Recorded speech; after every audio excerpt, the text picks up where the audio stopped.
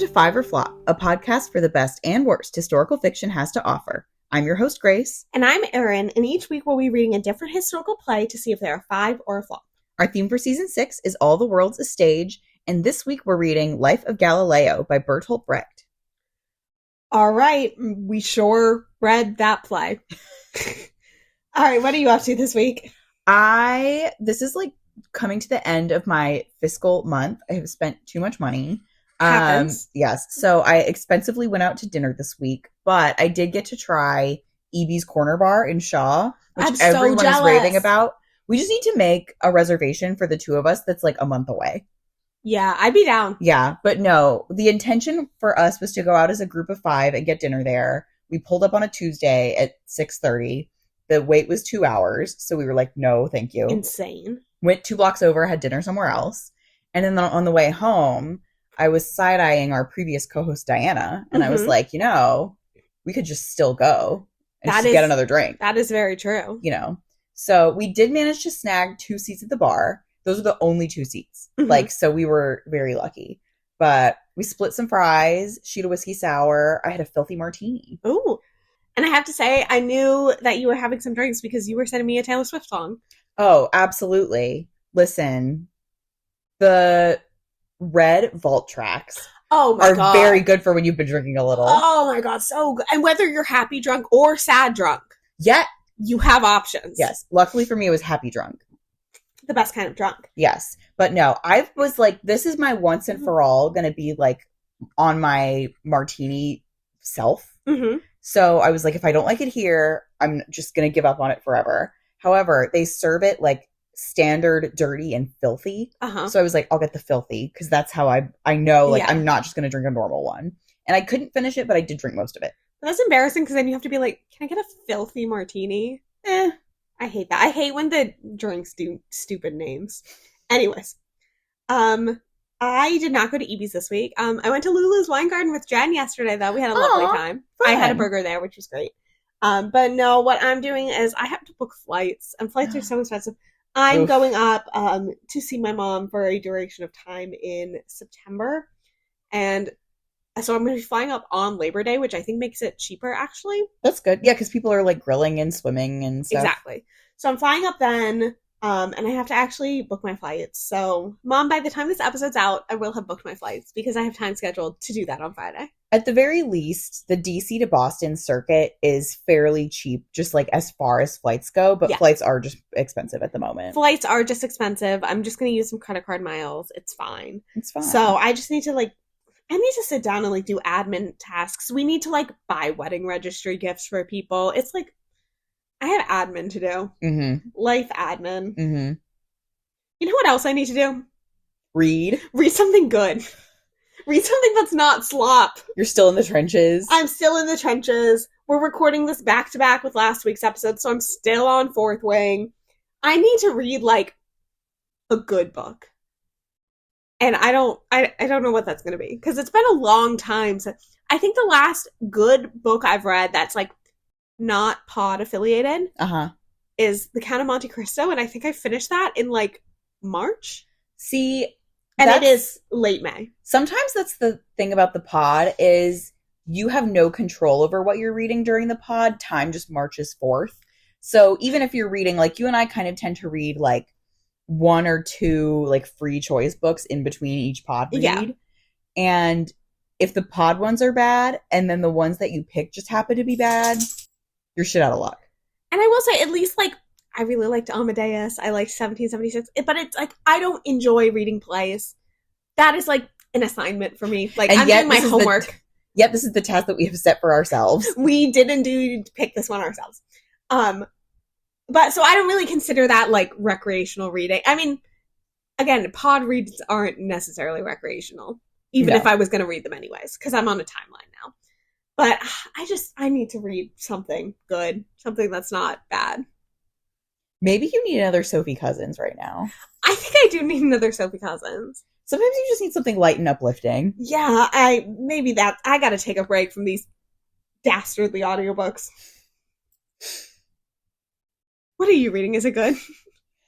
All right, so this is like a weird one. Yesterday, I just finished reading Petals on the Wind, which is the second of the Flowers in the Attic books. I think when I read Flowers in the Attic last season, I mentioned it on the pod. That was a season. That was a series? There's 5 of them. There's 5 of them? Well, actually, okay. What else happened? Here's the thing. There's 4 of them, and then the 5th one, no one really knows for sure if she wrote it before she died or if she made notes for it and then they had a guy write it for her. Oh. And then there's like 6 more books that are all openly written by like the ghostwriter after V.C. Andrews died. So are they in the attic the whole time? No. So here's the second book. It's so insane. Like I could not stop reading it because it was so fucking insane. The first book ends with them escaping the attic. Okay. And then the second book picks up immediately, like they're on the bus. Oh, okay. Yeah. And then it covers like 15 years of their lives. Oh my god! And so, how long's the time span of the first book? 3 years. Oh my, that's a jump. Yeah. So the first book is it's the girl who's narrating, Kathy, and she goes from ages 12 to 15 in the attic. Okay. And then in the second book, she goes from 15 to 30. And to just give you a little sampling of the events of the book, across the course of the book, she sleeps with 4 different guys. Good for her. 3 of them are related to her. Oh, not good for her. And by the end of the book, only one of them is alive. Oh God. I gotta read the found my next series. No, like, listen, you will not be able to look away. It is like a train wreck, but they are so, like, I see why people love these, because they are crazy. Found my next series. And then, if you read Flowers in the Attic, then we can watch the Lifetime adaptation starring Sally Draper. Oh my god, pod bonus episode. We keep saying pod bonus episode for stuff that's just so unrelated to the pod. It's just activities we want to do together. As if we have to get a pod episode out of it to justify having fun. Imagine if we had to do a pod episode on every single event we went together. We'd have like 3 from this past weekend alone. We'd be very busy. We'd have to get better microphones. Then we would justify buying the nice microphones and not these. Honestly, yeah. Sorry to these mics. Be nice to us while we continue to record. All right, should we talk about Galileo? Let's. Here is the synopsis. I had a really hard time finding a synopsis for this one because there's a lot of different editions of this play. Like, he wrote multiple versions of it and also just a lot of different published editions. I will say the synopsis could just kind of be the title of the play. Honestly, like, you get it. But the one that I found is, unrelenting in his search for simple truth, Galileo Galilei shatters beliefs held sacred for 2,000 years. But under threat of torture by the Holy Inquisition, his scientific and personal integrity are put to the test as he argues for his very life in a passionate debate over science, politics, religion, and ethics that resonates to this day. All right. That might make you think that the play is Galileo's trial. Yeah. They skip that part. They do skip that part. So we'll get to that. But, so yes, the play maybe is not that interesting. However, the life of Bertolt Brecht is actually quite interesting. Oh, okay. So he was fun to research. So Bertolt Brecht was a German poet and playwright. He was born in 1898. He was incredibly prolific. He wrote some fiction and some poetry. He wrote more than 50 plays alone. So that's not even counting all of his other stuff that he was writing. Yeah. So I think he is best known for the Threepenny Opera. I say only because that is the only thing that he's written that I'd heard of. I haven't even heard of that.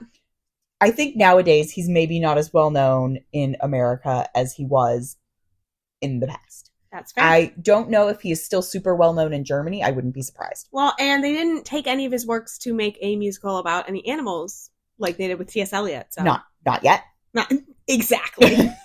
So he is kind of well known for 2 things.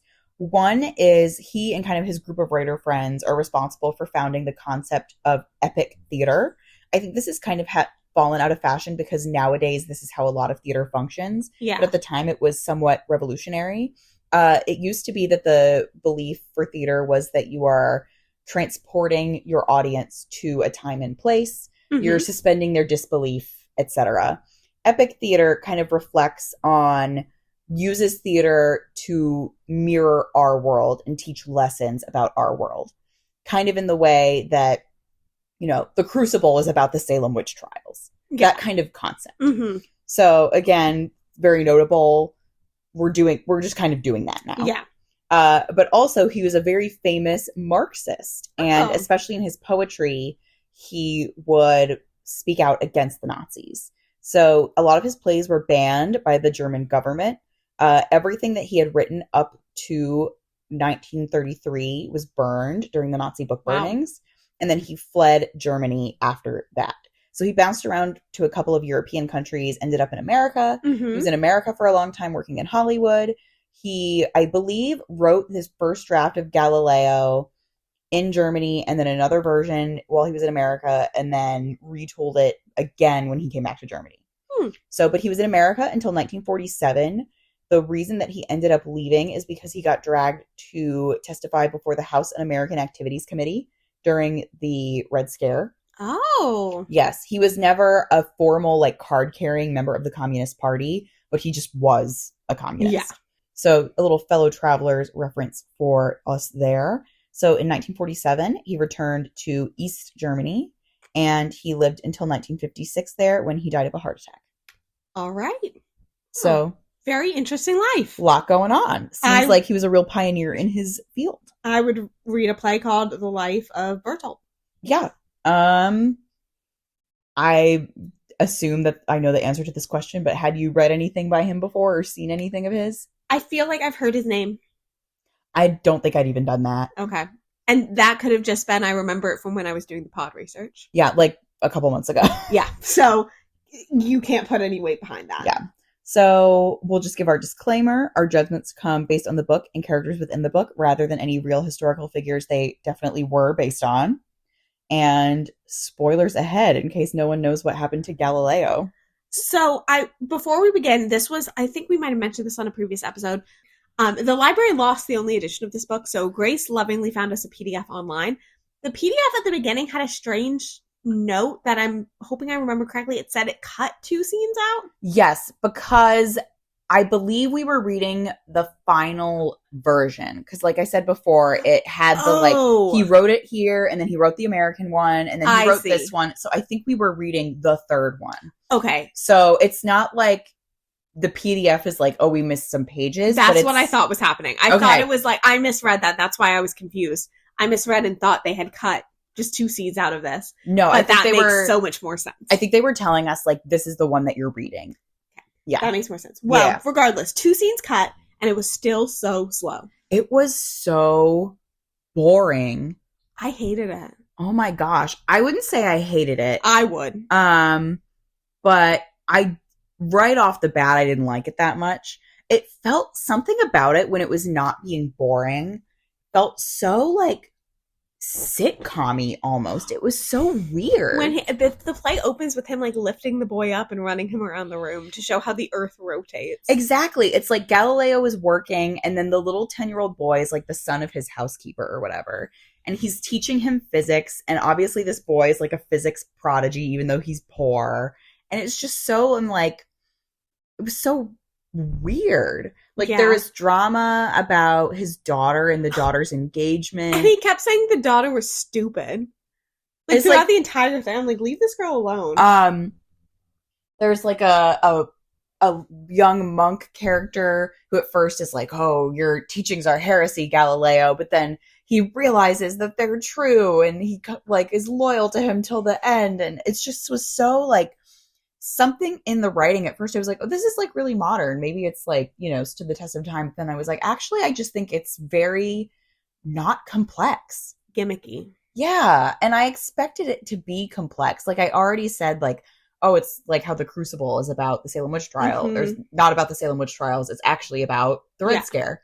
But I thought like, oh, this is going to have some sort of commentary on, Germany in 1930 or whatever. But I mean, I guess it kind of did if you were looking at it through the lens of, the people in power shouldn't be in charge of the stuff they don't know anything about, or like knowledge is important for knowledge's sake, but it's not anything more sophisticated than that. Like I looked for deeper meaning and I tried to research if people think that there's deeper meaning here, and not really.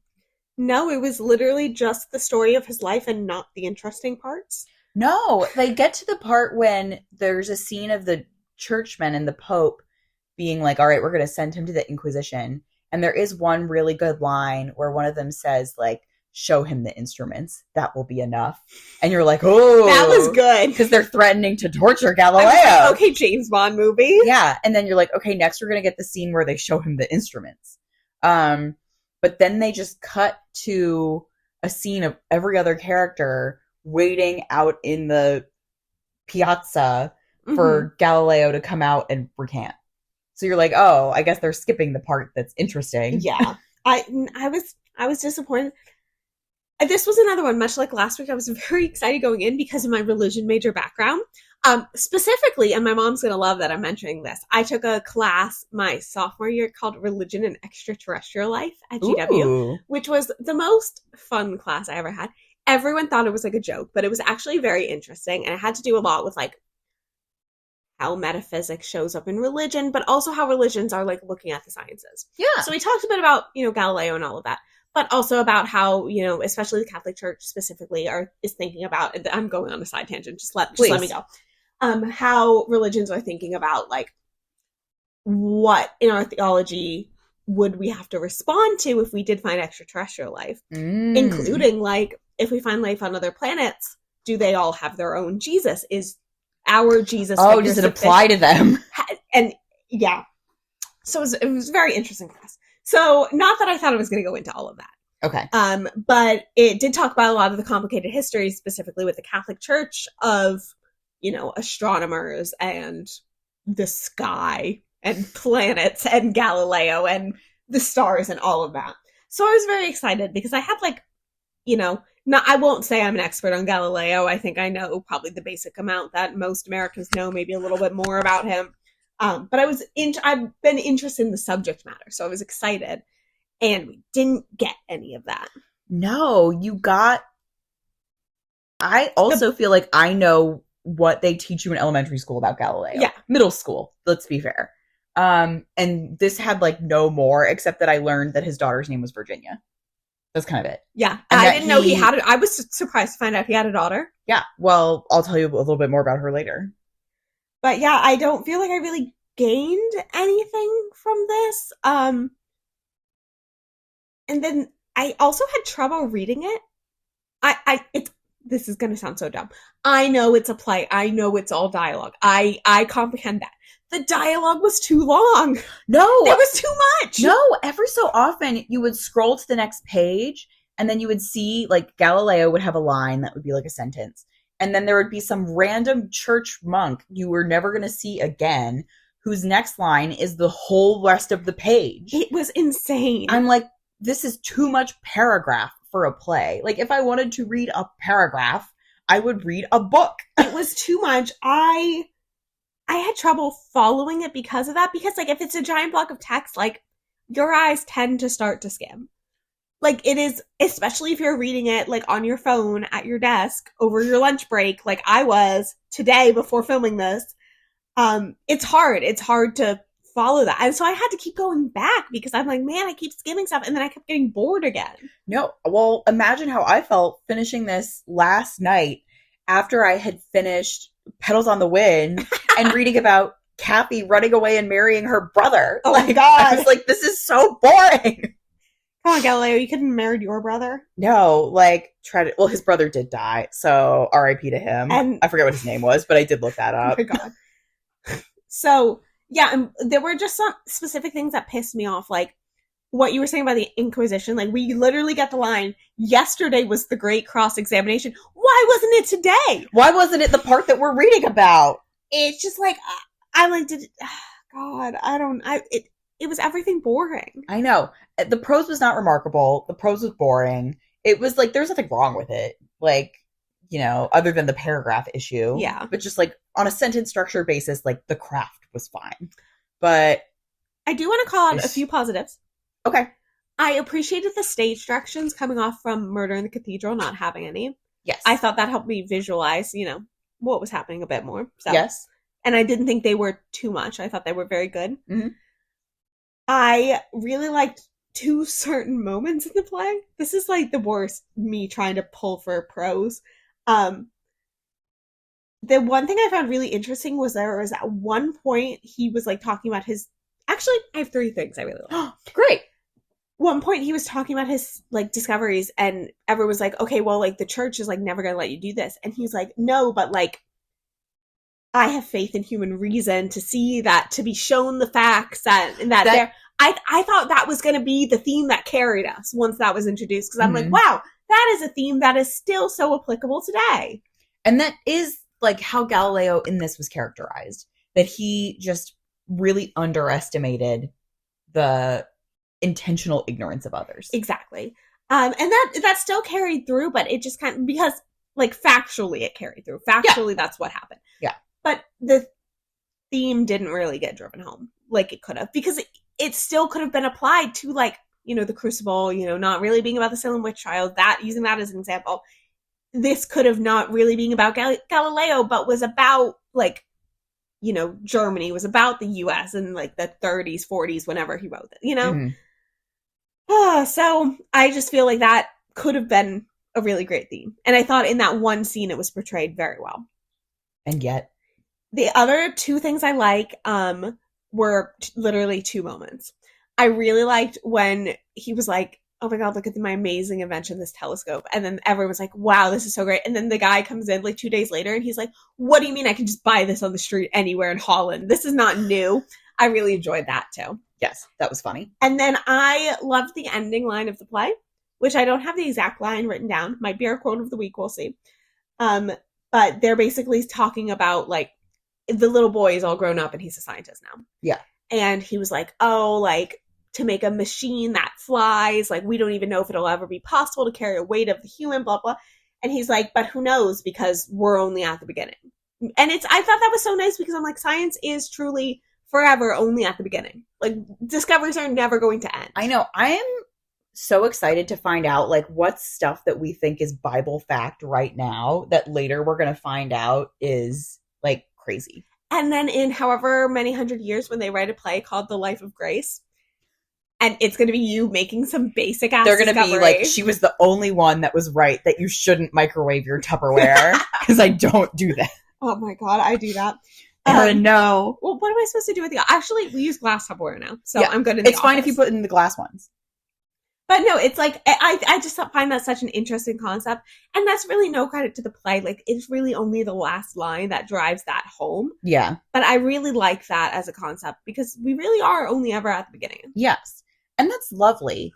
But I feel like it's also, for all of the stuff that I learned about Bertolt Brecht, I feel like is not that complex. No! Like, I just expected more. Like, maybe there's just something that you and I aren't seeing, but it just seems so surface level.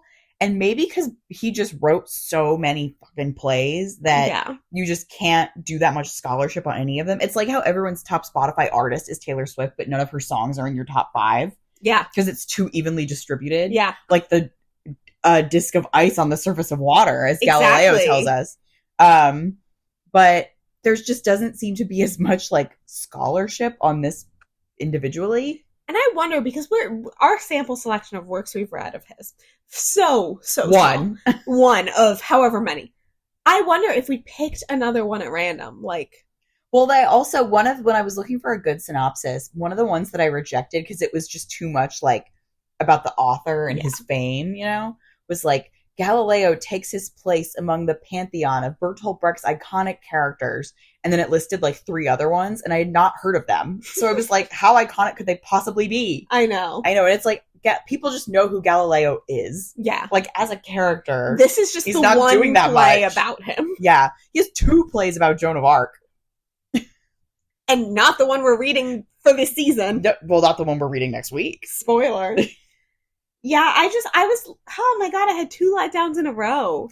But at least I had a lot that I liked about Murder in the Cathedral. Yes, there's good in each one. Like, neither one of these plays is really irredeemable. Well, I liked Murder in the Cathedral. But, like, neither of us think that these plays are irredeemable. Yeah. There's, like, stuff here, but, like, this one was just so boring. And again, it's also, like, we are reading it, which is not how you're supposed to consume this media. Yes, so we do have to keep I feel like I have to say that every single week, whether good or bad. Mm-hmm. It could be a lot better performed. I know. Maybe the staging is supposed to be wacky or something. This is another one. Maybe they'll also have just finished having this run on stage within an hour's drive from us 2 months ago. Probably. They should do Drunk Shakespeare, but Can put the Life of Galileo. Drunk Life of Galileo. That would be funny. How about, and we won't spoil what it is, instead of doing our 2-man show of the last play we're reading this season, we do a 2-man show of Life of Galileo. One of us is Galileo and one of us is everybody else. Incredible. All right. Let's do a little historical accuracy. Yeah, let's I have a lot of bullet points here, but I actually don't feel like I have that much information because I'm just like, yep, it's Galileo. But I did read a couple of articles, and then also I read a Prezi that some girl clearly made for school. Remember when they told us in school that Prezi was going to be the next big thing? That's why I did it, because it popped up and I was like, oh my god, I used to love Prezi. So I had a lot of fun doing this girl's Prezi timeline. I thought I'd be using that like in corporate presentations. I know. I miss Prezi. R.I.P. Also, every website that I went to, and I want to emphasize, these are websites that are like PBS, like Brandeis, like good, like they clearly made their page about Bertolt Brecht in like 2007 and haven't looked at it since. About Bertolt Brecht or Galileo? Or sorry, about Galileo and haven't looked at it since. Like, they're so unupdated just in terms of the web design. How much more are you going to get on Galileo? No, exactly. They're like, we know what we know. Imagine this episode comes out the next day, breaking new discovery about Galileo. Honestly. I mean, I found one extremely thorough timeline of, like, his, like, year by year, like, month by month. Incredible. So he had a lot of irons in the fire. He was studying a lot of shit. Like, we just remember the heliocentric theory because it was so sensational, because he put him on house arrest for the rest of his life. But, like, for example, in the play, there's a part where the little boy is like, we should be studying sunspots because they're very popular right now. Like, people are theorizing what sunspots are. Mm-hmm. And he's like, I can't do that. Like, I've been silenced by the church, you know? Incredible. But the real Galileo did actually study sunspots. And I think it was fine. And you're correct. And Bertolt Brecht is correct. He built his first telescope in 1609. He didn't invent the telescope, but he, like, heard about it from the Dutch, and he was like, oh, I can build a version of that. Mm-hmm. So he didn't have a Dutch one. He was just like, I'll figure it out. But he tinkered with it. He did multiple versions. The first one that he built was a 3 times magnifier, and he eventually got up to a 30 time magnifier. Wow. So 10 times better. I can do math too. So his like period of like that historians are concerned with crossed over 3 popes. Okay. The first one is Paul V. And Paul V was the first one to kind of tell him, like, stop that when he was looking into the sun being the center of our galaxy. So that was in 1616. And he basically told him, like, you can consider Copernicus's theory as, like, a theory at most. Like, you can't assert it as fact. You can be like, some guy said that this could be true. And that's, like, the most that I'll give you. But they said that he could keep looking into it. And they didn't call the Inquisition into things. Mm-hmm. Then there was a brief second pope, but he died really quick. He didn't really do anything. Sorry to Pope number 2. And then there is Urban VIII, who tells him the same thing 8 years later. So that's 1624. And I went to double check the like order of these popes. So I was on the Wikipedia page for Urban VIII. And apparently he's the last pope to take the name Urban, which is crazy. It's been 400 years. Next pope. Honestly. Wait, can I sidebar about our pope for a second?